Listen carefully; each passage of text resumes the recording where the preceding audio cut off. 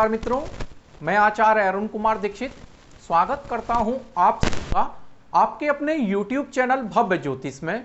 मित्रों, आज की इस वीडियो में हम चर्चा करेंगे द्वादशांश वर्ग कुंडली की गणना पर। देखिएगा, वर्ग कुंडली पर हमने D1, D2, D3, D4, D7, D9, D10 पर वीडियो बनाया हुआ है, जो कि आपको चैनल की प्लेलिस्ट में वर्ग कुंडली नामक शीर्षक में मिल जाएंगी।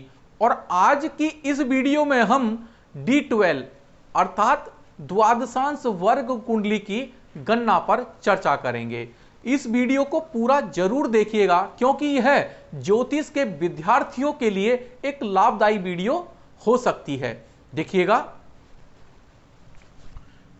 यहां पर हमने एक वर्थ डिटेल ली है और वर्थ डिटेल 28 फरवरी 2015, समय है 14:45, जो कि रेलवे टाइम के अनुसार लिया गया है, अर्थात 2:45 दोपहर दिल्ली। और यहां पर इस वर्थ डिटेल के आधार पर कर्क लगन की कुंडली बनती है और इस डिटेल के आधार पर हमने यहां पर लग्न से लेकर सभी 9 ग्रहों के भोगांश लिए हुए हैं। और अब चर्चा करते हैं द्वादशांश वर्ग कुंडली, जो कि लग्न कुंडली के भोगांशों के आधार पर ही बनेगी। सबसे पहले द्वादशांश वर्ग कुंडली के लिए कुछ नियम समझ लेते हैं। जैसे कि एक राशि 30 डिग्री की होती है और यहां पर राशि को 12 हिस्सों में विभक्त किया जाता है। द्वादशांश वर्ग कुंडली के लिए प्रत्येक राशि को 12 हिस्सों में विभक्त या बांटा जाता है। वह किस प्रकार बांटा जाएगा, देखिएगा। जैसे कि एक राशि होती है 30 डिग्री की और 30 डिग्री के बराबर बराबर 12 हिस्से, 12 से 30 डिग्री को भाग कीजिए। पहले 2 पे जाएगा, 12 दूनी 24। इसके बाद शेष बचता है 6 डिग्री। अब 6 डिग्री को 12 से भाग नहीं कर पाएंगे, तो डिग्री को मिनट बनाएंगे। 1 डिग्री में होते हैं 60 मिनट। देखिएगा, अब 6 डिग्री को 60 से गुना कर देंगे मिनट बनाने के लिए, तो 360 मिनट आते हैं। अब 360 मिनट को फिर आप 12 से भाग कीजिए, यह 30 पर जाएगा। तो हमारे पास जो आया 2 डिग्री 30 मिनट, अर्थात 30 डिग्री के हमने बराबर बराबर 12 हिस्से किए, तो एक हिस्सा आता है 2 डिग्री 30 मिनट। अब यहां पर आपको बताते हैं कि जो एक राशि के बराबर बराबर 12 हिस्से किस प्रकार विभक्त होते हैं, और इसकी जरूरत आपको द्वादशांश वर्ग कुंडली बनाने में पड़ेगी। इसलिए इसको आप देखिएगा। पहला हिस्सा, या कह सकते हैं इसको पहला द्वादशांश या पहला हिस्सा। जो पहला हिस्सा देखेंगे 0 डिग्री से शुरू हुआ, 0 डिग्री से लेकर 2 डिग्री 30 मिनट। दूसरा हिस्सा शुरू हुआ, अर्थात दूसरा द्वादशांश 2 डिग्री 30 मिनट से आगे 5 डिग्री तक। तीसरा हिस्सा 5 डिग्री से आगे 7 डिग्री 30 मिनट तक। चौथा हिस्सा 7 डिग्री 30 मिनट से आगे, अर्थात 7 डिग्री 30 मिनट। और जैसे ही यह 1 सेकंड पे आया तो चौथा द्वादशांश शुरू हो जाएगा 7 डिग्री 30 मिनट से आगे 10 डिग्री तक चौथा द्वादशांश। उसके बाद 10 डिग्री 0 मिनट 1 सेकंड।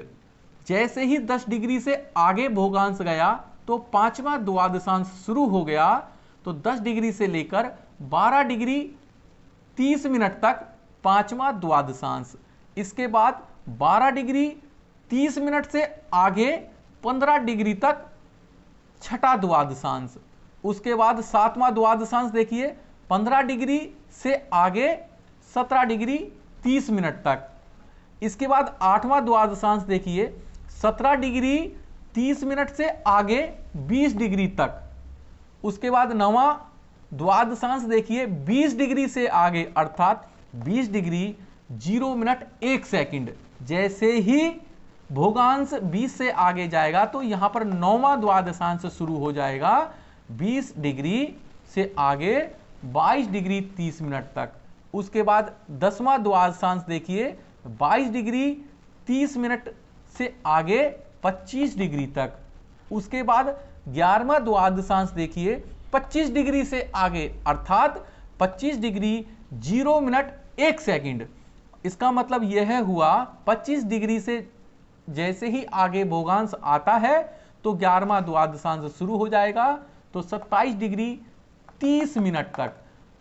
उसके बाद 12वां द्वादशांश देखिए 27 डिग्री 30 मिनट से आगे, अर्थात 27 डिग्री 30 मिनट 1 सेकंड जैसे हो जाएगा तो 12वां द्वादशांश शुरू होगा, तो 27 डिग्री 30 मिनट से लेके 30 डिग्री तक यह 12वां द्वादशांश होगा। यहां पर हमने आपको 30 डिग्री के बराबर बराबर 12 हिस्से बताए, तो इसको आप जरूर देख लीजिएगा। इस चीज को विशेष ध्यान दें, जैसे कि हमने यहां पर 0 डिग्री से 2 डिग्री 30 मिनट लिखा है, यहां 30 मिनट कंप्लीट हो गया है। जैसे ही 30 मिनट से आगे 1 सेकंड भी होता है तो दूसरा द्वादशांश शुरू हो जाएगा। यहां कहने का मतलब यही है 2 डिग्री 30 मिनट 1 सेकंड, मतलब कि 2 डिग्री 30 मिनट से आगे 5 डिग्री तक, 5 डिग्री से आगे फिर तीसरा। इसी प्रकार से आप इसको ध्यानपूर्वक करेंगे। अब गणना की जो और विधि देखिएगा और आगे देखिएगा गणना किस प्रकार करनी है। यहां पर लग्न या जो ग्रह जिस राशि में है उसकी गणना उसी राशि से प्रारंभ होगी।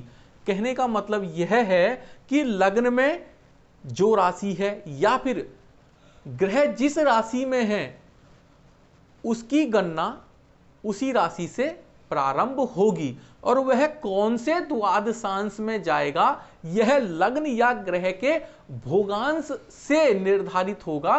भोगांश देखकर फिर हम द्वादशांश देखेंगे, फिर उस D12 कुंडली के अंदर उसको पोस्ट कर देंगे, जैसा कि अभी हम यहां पर इस उदाहरण के माध्यम से करेंगे। देखिएगा यहां पर देखिए, सबसे पहले D12 का आप लग्न निर्धारित कीजिए, और यहां पर लग्न कुंडली के भोगांशों के आधार पर ही आप वर्ग कुंडली का लग्न निर्धारित करेंगे। यहां लग्न देखेंगे कर्क लग्न की कुंडली है, तो कर्क लग्न में जो गणना होगी वह कर्क से ही होगी। अब इसका भोगांश देखिए 0 डिग्री 9 मिनट। अब यह देखिए कौन सा द्वादशांश में आएगा, द्वादशांश हमने यहां पर लिखा है। आप देखेंगे कि जो पहला द्वादशांश है वह 0 डिग्री से लेके 2 डिग्री 30 मिनट है।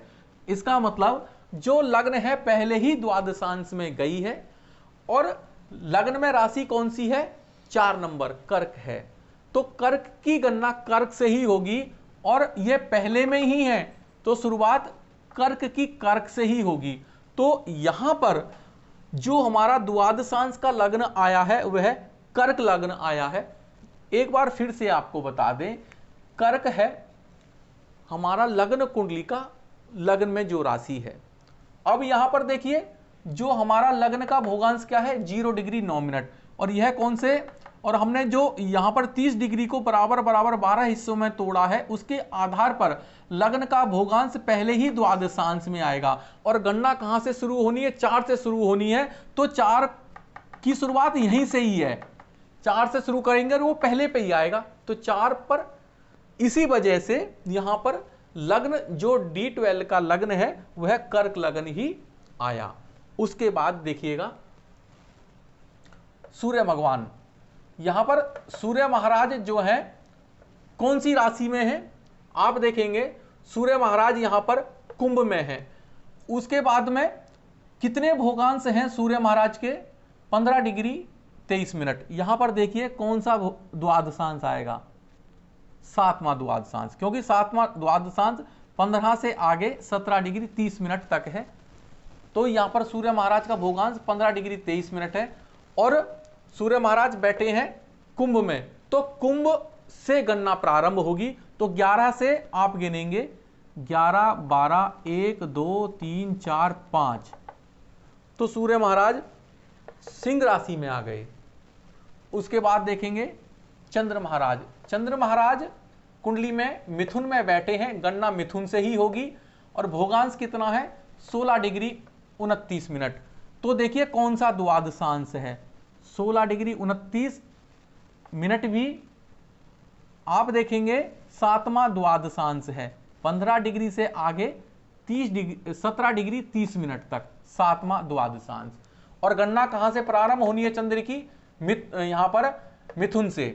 तो 3 से प्रारंभ कीजिए, 3, 4, 5, 6, 7, 8, 9। धनु में चले जाएंगे चंद्र महाराज। उसके बाद में आप मंगल महाराज देखिए। मंगल महाराज कौन सी राशि में बैठे हुए हैं? मंगल महाराज मीन में है, तो गणना मीन से प्रारंभ होगी।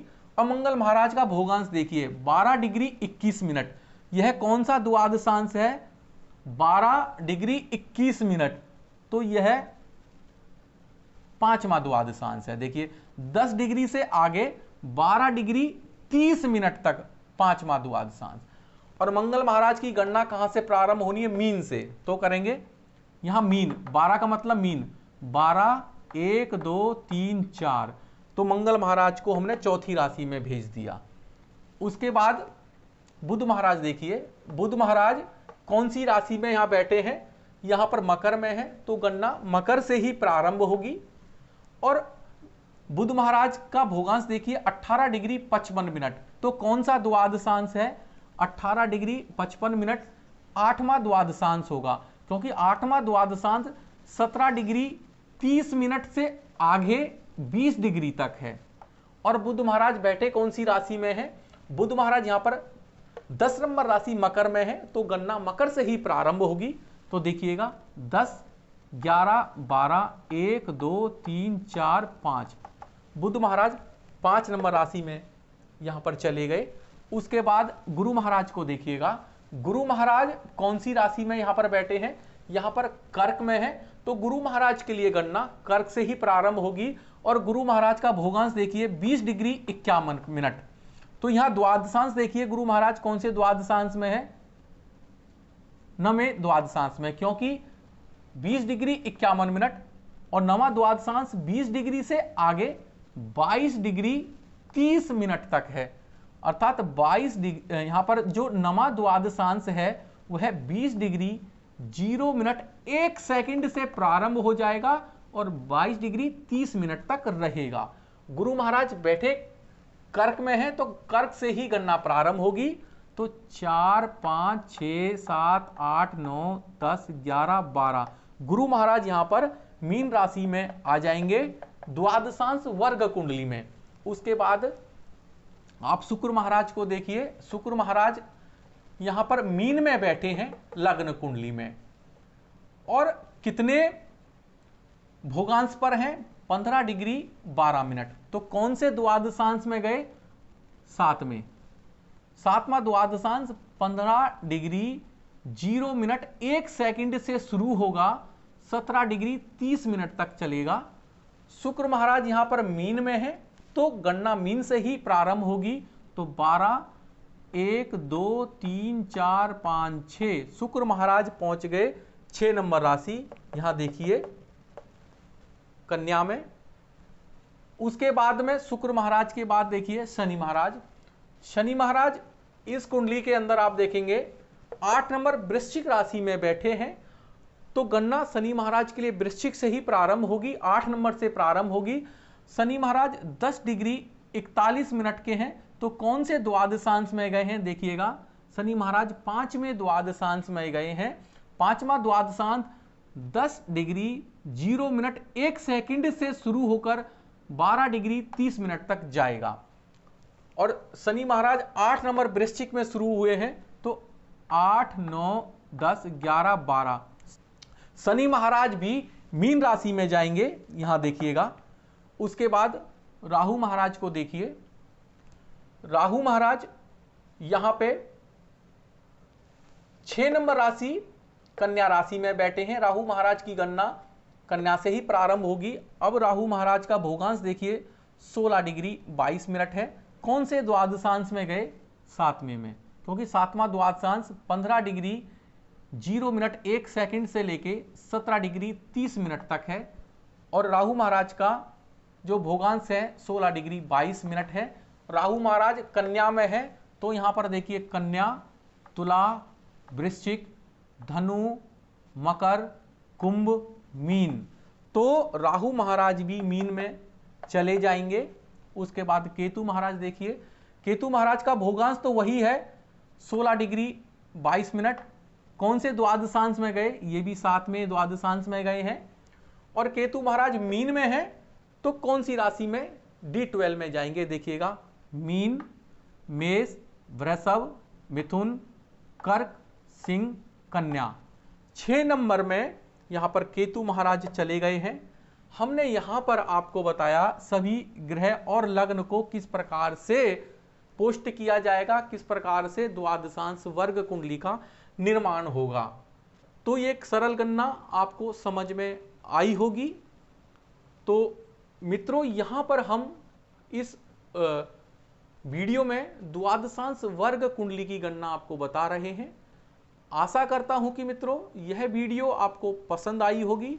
अगर वीडियो पसंद आई हो तो प्लीज इसको लाइक करें, शेयर करें और हमारे चैनल भव्य ज्योतिष को सब्सक्राइब करें। धन्यवाद।